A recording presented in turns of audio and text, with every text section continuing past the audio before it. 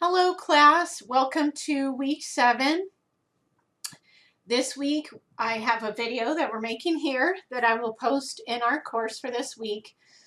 Your tasks this week are to watch this video, and then I have an attendance area here where you will submit that you watched the video. That will be your attendance this week since there is no class Wednesday. So once you've watched the video, your other assignment this week is to start the payroll project.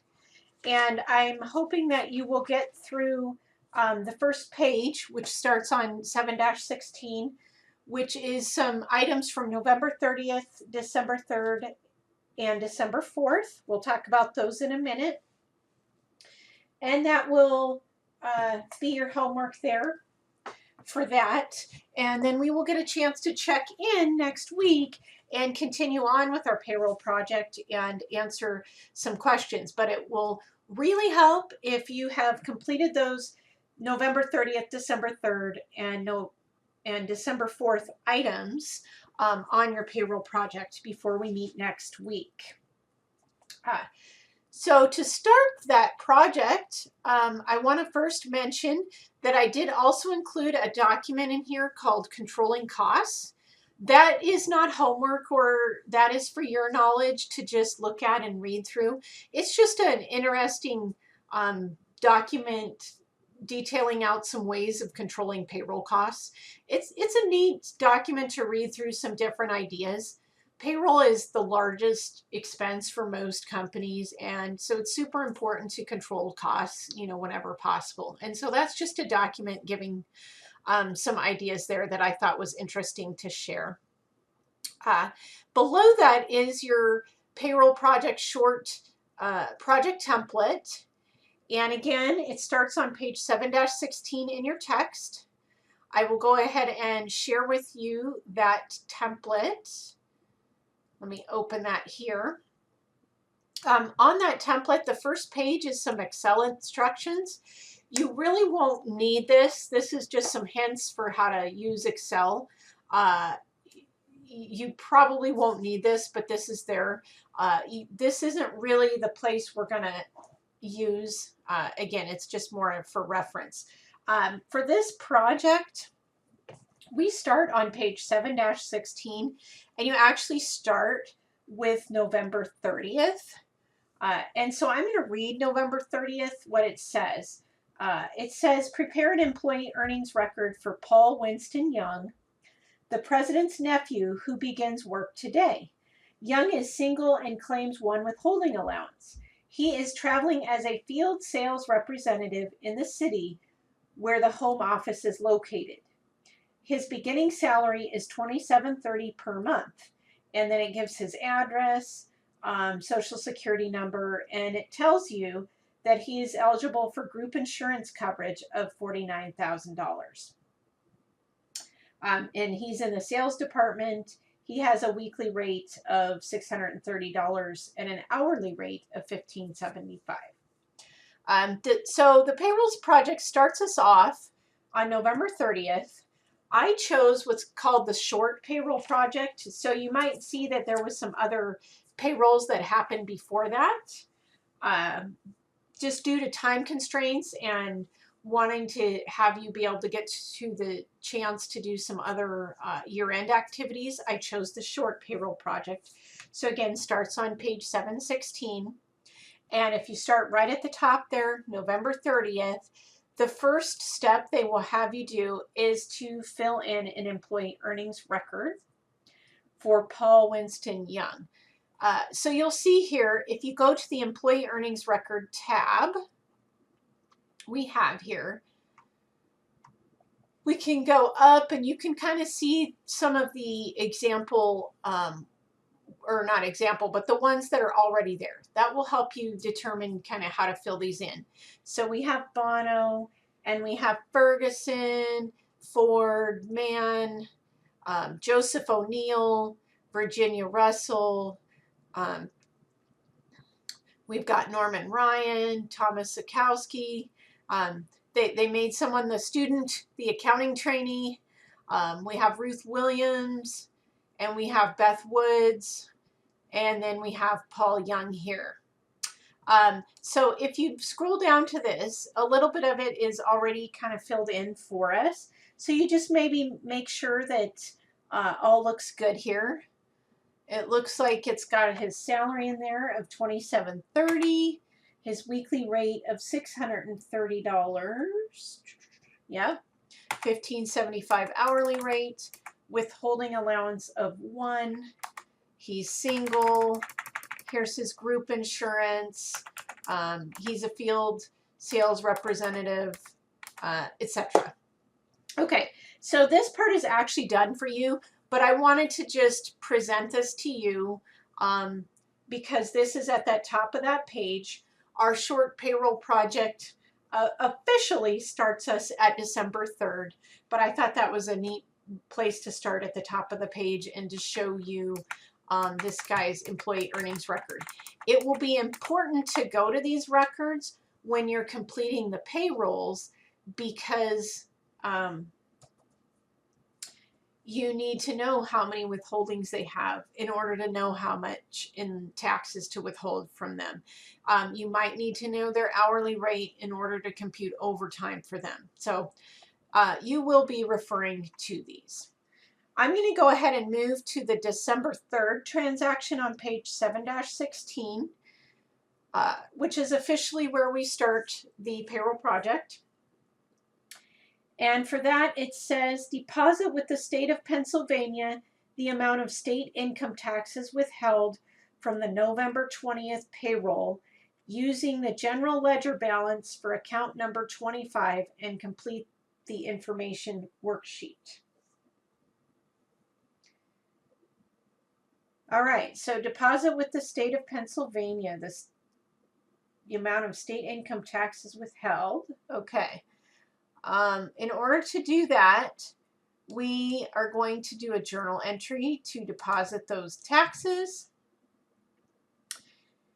And it's state income taxes. So you might remember here, I went ahead and went to the journal. This is really pretty much from our last chapter, but this was kind of a harder place to start the project. So I wanted to go through this with you. So I'm clicking on the journal and I'm typing in December 3rd. And when you deposit state income tax, it's SIT payable because the payable is going down when you're depositing the taxes. And if you're ever wondering what to call an account, you can look at previous, we can see in a previous journal entry, they actually called that employees SIT payable. And what we're going to do is, that's the debit, and then when you pay it, it's always the payroll cash that you use to pay it with. So that's our credit. And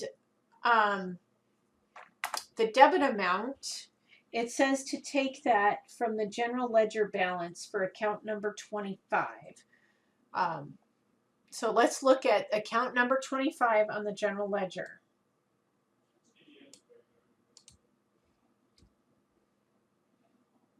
All right, account number 25.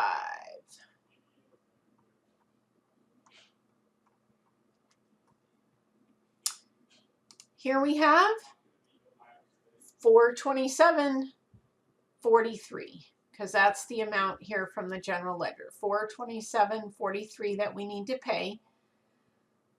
So I'm going to go ahead and fill that in, $427.43.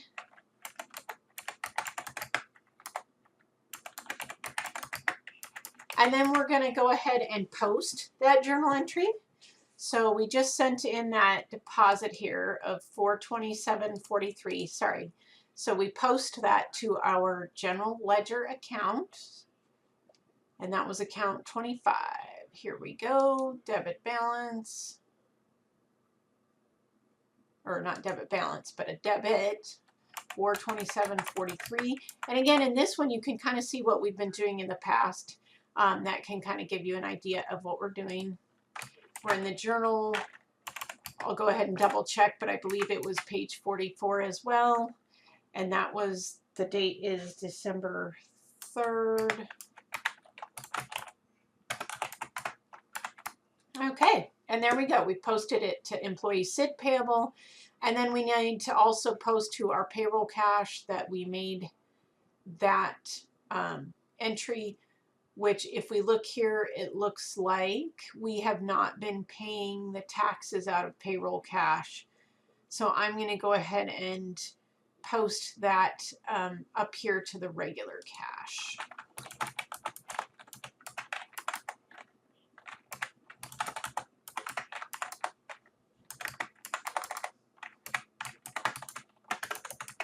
And remember to put in your date. The post reference is the journal page number, and that credit was 427.43. And you'll see then it updates our balance. And so in the journal, I need to change that to just our regular cash account. It looks like this company is only using payroll cash for the actual payment of payroll. Okay. And again, you could tell that by going up and seeing that they previously were paying their SIT payable out of cash. All right, so just some tips there. That's the December 3rd transaction I've done with you here. December 4th gets us into the meat of payroll. And for that, we're going to start with the payroll register. So I'm going to go ahead and click the payroll register. And for that, you'll need to add in your employee that we added, which was Young. Was it Paul Young? Paul. Because you'll remember he was not on there. And let's see what hours it says he's working. You're preparing his, we prepared his sheet. He may not be working yet, but again, I want you to go through that idea of when you add that person to the payroll or the employee earnings record, our idea is that we will be paying him in the future.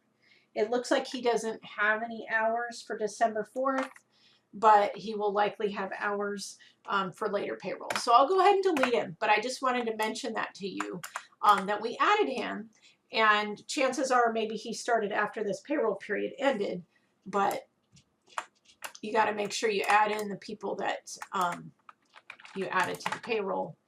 Okay, so I'm going to go ahead, and what I'm doing here is I'm copying down their marital statuses.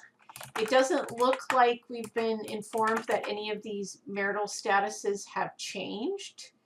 So we're going to assume they're the same, but I did notice we added B. Woods. So it looks like I'm going to have to go over to B. Woods' employee earnings record and look up what his marital status is. So he Woods. He's right here. It looks like he just started. That's why we don't have him down. Marital status is single. So move over here and type in single for him. We also need to know his number of exemptions. So he had 1, it looks like. Let's go over to the register and type in 1 exemption for Woods. All the others you can type in from there. Make sure that you double check, these in case anybody filed a new W-4 and their status changed for any reason.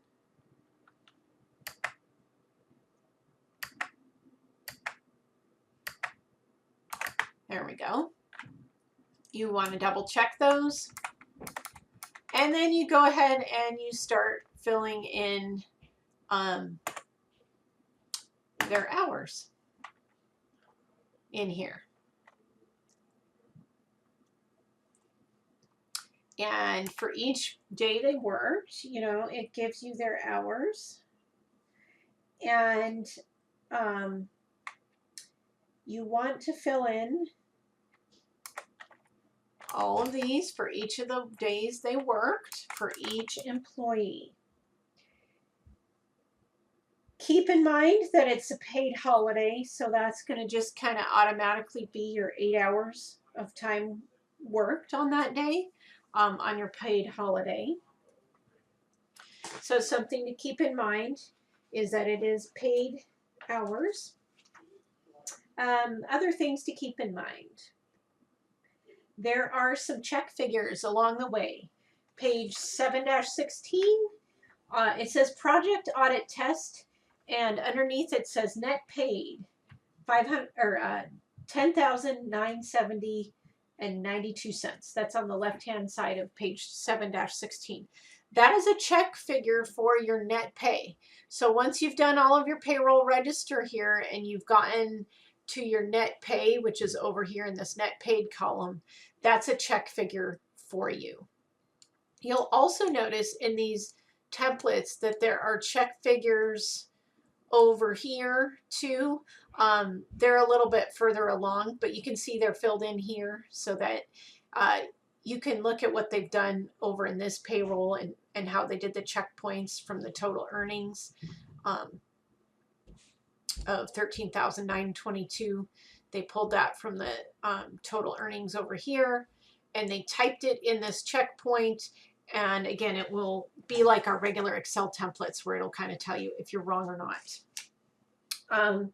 Okay. I want you to give these a try on your own. And you may feel like you're still a little unsure of yourself, and that's okay. Please, please, please try these on your own. This first set of payroll from December 4th. Try all of that on your own, given the information here on page 716. And then there is a little bit of information on page 7-17. It looks like that won't affect this payroll, but anyway, you can look through that. And again, try this very first payroll from December 4th. Keep in mind that when you do your payroll, to finish it off, you do want to journalize that payroll in the journal. There's some previous entries you can look at for guidance. And once you journalize, you always need to make sure it gets posted to the general ledger. So give that first December 4th payroll a try. When we come to class on next Wednesday, we'll look over and see how you did and then move forward from there, starting at page 7-17. So finish page 7-16 of your payroll project. We will work forward page 7-17 forward. And if you have a chance to get more done, definitely go ahead and try to get more done.